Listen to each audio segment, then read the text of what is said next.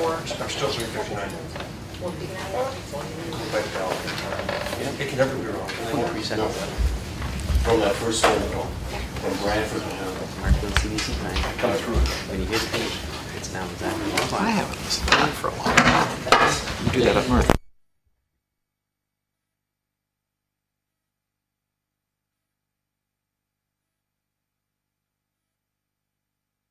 Or you like it? I wasn't. It's now the hour of 4 p.m. and I'll call the meeting to order and welcome everyone to our location. The first thing I'd like to do is have a moment of silence because on June the 4th, 2014 in Moncton, New Brunswick, 3 RCMP officers were shot and killed. This is a stark reminder that our men and women in law enforcement put their lives on the line every day to protect citizens and communities. I would ask that we stand and observe a moment of silence in front of the tragedy.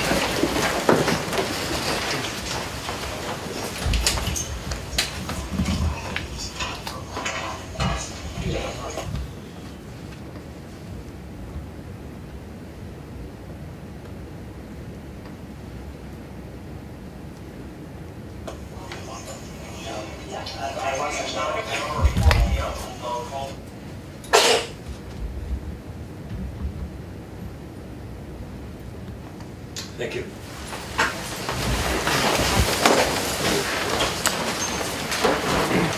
I do apologize for the venue. Fortunately, it's not too crowded in here tonight, but it was necessary to come back to Central Police Headquarters because there was a conflict with the council chambers. But Melissa tells me that every future board meeting in 2014 will in fact be back at the council chambers. There's no scheduling conflict after tonight. And item 3, now I'd like to call Staff Sergeant Schoen to the podium to present awards, the Pride Award. Right, Staff Sergeant. Hi, good afternoon. My name is Maggie Schoen. I am the Executive Officer to Chief Caire, and I am honored to present the Chief's Pride Award. May I ask Officer Jerome Stewart to please come forward. The Chief's Pride Award is given to members of the Hamilton Police Service and members of the community who go above and beyond normal expectations. These are special acts of compassion, support, and quality service that are worthy of recognition. Officer Jerome Stewart joined the Skate the Dream program committee a number of years ago. The program provides children in need of opportunity to learn to skate and play hockey. He volunteered twice a week with this program, and as his passion for this program grew, he approached Chief Caire to have the Hamilton Police Service become community partners, and the relationship flourished. In 2011, Jerome organized the first Connecting on Ice, Connecting in Life event. This provided new immigrants and those with financial restraints to experience the Canadian game of hockey and interact with the police. Skate the Dream partnered with the police and provided all the loaner equipment for the event. The City of Hamilton provided the venue, Hamilton Bulldogs provided Bruiser the mascot, and the Hamilton Waterfront Trust provided additional helmets.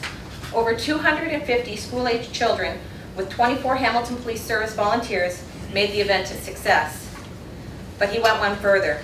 In 2013, he was approached to consider hosting another event. He collaborated with community partners First Ontario Centre, the City of Hamilton, Skate the Dream, Hamilton Waterfront Trust, Hamilton Bulldogs, and Pizza. Jerome was able to host another successful event on March 25th, 2014. Over 260 students from 6 schools were in attendance. 39 Hamilton Police Service members, 5 auxiliaries, and 30 of our volunteers to connect with these children as ice skaters, fitters for helmets and skates, supervisors in the Bulldogs Fun Zone, a magic show, and lunch with pizza. With the support of Pro Action Cops and Kids and the Community Mobilization Unit, the event was a tremendous success. Jerome provided these children with an opportunity few would ever experience. In the words of Principal Debbie Sprentz of Lisgar School, "This is a true testament to your values and beliefs to support all students. I want you to know that your actions go above and beyond, have impacted many lives today, including some of the most vulnerable kids in our community. Your belief that all students have the capacity to turn it around and change their path and destination shines through all you do. You are an amazing role model for our students and provide such an important connection for them. You are truly one of those people that walk the talk and makes a difference for our kids. Congratulations, Officer Jerome Stewart, for your outstanding commitment to our community and being chosen as the recipient for the Chief's Pride Award."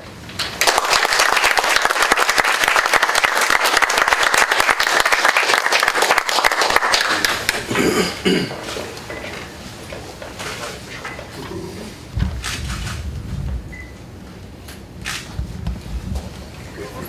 person who would like to congratulate you also.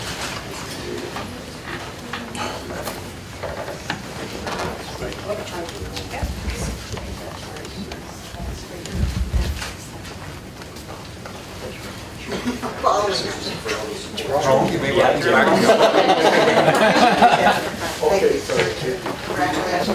For the next award.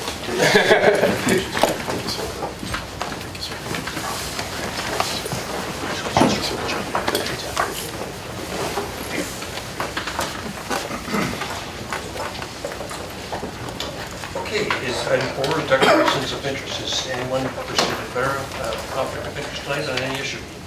Seeing none, we'll move on then to consent items, and I'm just going to call them off one by one. So there's, first of all, for the information of the board, is 5.4A. I'm going to read them off. If anybody has any questions, just stop. B, C, D, E, F, G, H, I, J, K, L, M. Chief, did you speak it up? Chair, I was remiss. I'll speak to A, and I'd like to make comments in relation to item B, but there is a number of those items that are all related to the same topic, so I'd like to put them all Why together. don't you do it now, and then I'll come back and finish the consent items. Okay. 5.4A is a summary of the firearms amnesty program, a very significant success within the Hamilton Police Service, this being our second amnesty program that has been launched, and with the cooperation of media and our good citizens, we have been able to remove almost 400 firearms from our streets and almost 20,000 rounds of ammunition. And we know that from our history, often it is properly owned firearms that are often stolen in break-and-enters into homes that then end up on our streets as crime guns. And we have made a significant removal of firearms and thereby increasing the safety of our city. So I wanted to congratulate all of the officers and particularly our citizens who partook in the amnesty to make our streets safe. And also I want to thank the media for publicizing the amnesty program. In fact, on one of the days that one of the articles came out, within about half an hour we had an additional 10 phone calls for firearms to be removed. So the media Congratulations. Congratulations. Thank you. And your other ones? On the agenda items, you'll see items B and many others that are related to the issue of suspension without pay. I want to take this opportunity to publicly recognize the board, in particular for the motion that was brought forward to this board with a recommendation that the chair advance the issue to the Ontario Association of Police Services Board. Chair Ferguson was the author of over 100 letters to corresponding boards right across the entire province. Member of the board, Nancy DiGregorio, in performing the important role with the Ontario Association of Police Services Board as the first vice president, took this issue to the OAPSB. You'll see that a number of boards have now responded. They have passed the resolution in support of the Hamilton Police Service Board resolution to include serious Police Service Act violations in the original resolution, which is to provide chiefs of police in the province with the authority to suspend without pay, often for those matters that do not reach the issue of the level of criminality. And the board's work certainly supports the restoration of issues of public trust and professionalism in policing. It is a resolution that was passed by this board, now advanced to the entire province on the board side, that respects process, review, and authority for making the decision, that establishes timelines and requirements placed upon the officers, and it contains safeguards in it like the restitution component. So I wanted to publicly thank this board for advancing the issue and in particularly the chair for the leadership across the province and Nancy DeGregorio for taking that to the Ontario Association of Police Service Boards. Thank you. Those is correspondence items B through L. And it did get unanimous support here at this board and unanimous support at council also. We went to both locations. Do you want to comment on it, Member Caire, about what happened to the police service support? I understand there's an overwhelming majority that supported on that board also. It sure was.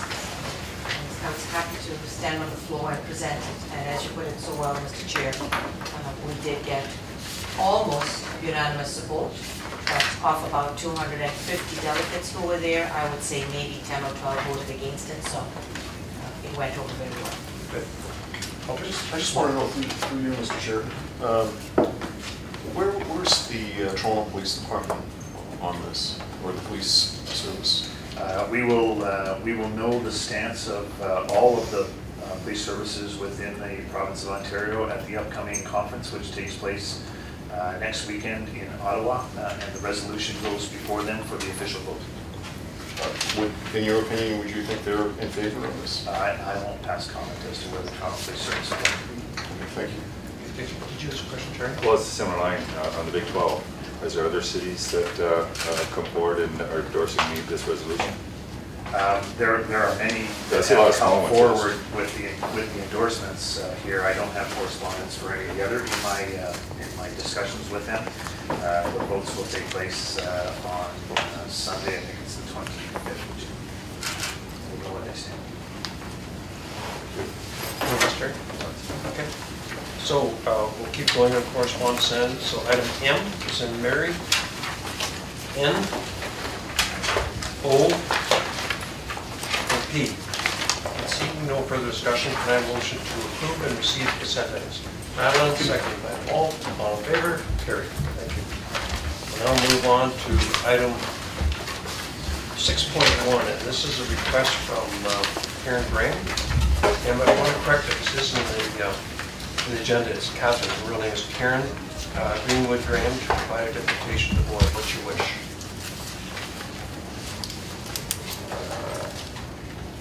I move to,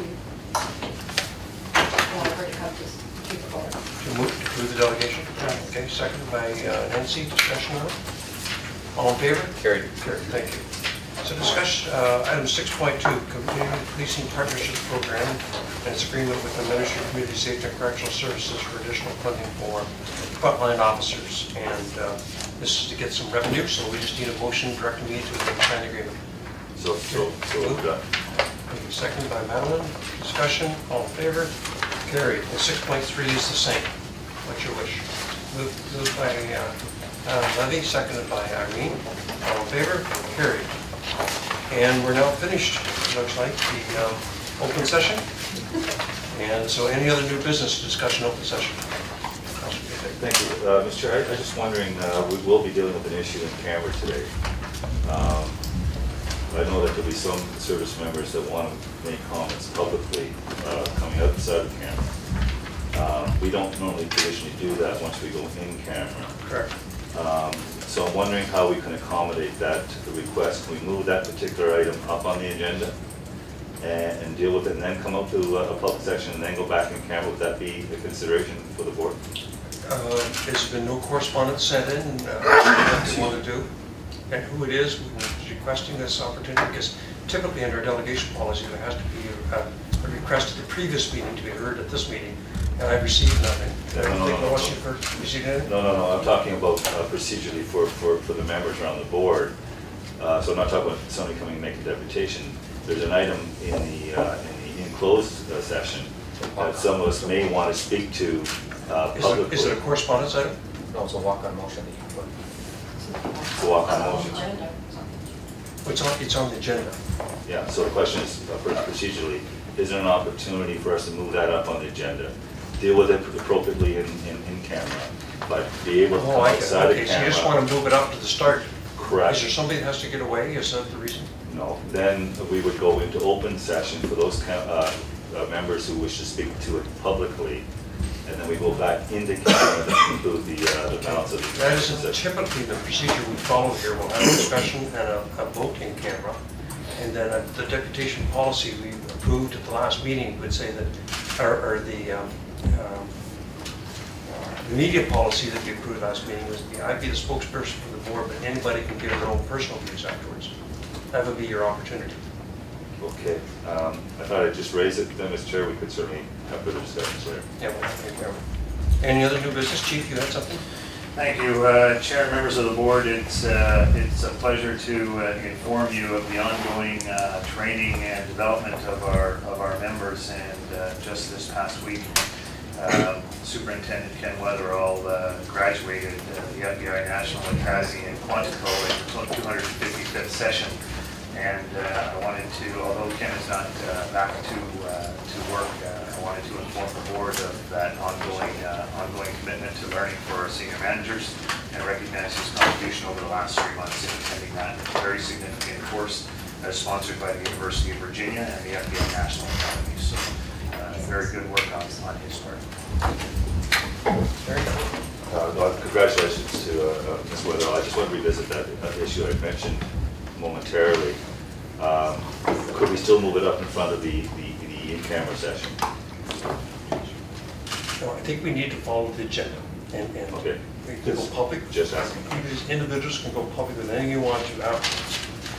And I'll be speaking on behalf of the board afterwards, which is our media policy. That's Yeah, well. thanks, Mr. Chairman, but much of this has already been discussed in open session, so I'm wondering why we're not holding that out of camera. Because it's an identifiable individual and it's a personnel matter. I understand that, but the individual himself, as well as yourself, have already been out publicly speaking of this issue in public. We'll certainly go public with a resolution after we've had the discussion, but I suspect there'll be a lot of discussion that's personal in nature, that nobody will be in the room other than the board. Thank you. Okay. Any other new business? Seeing none, a motion to adjourn.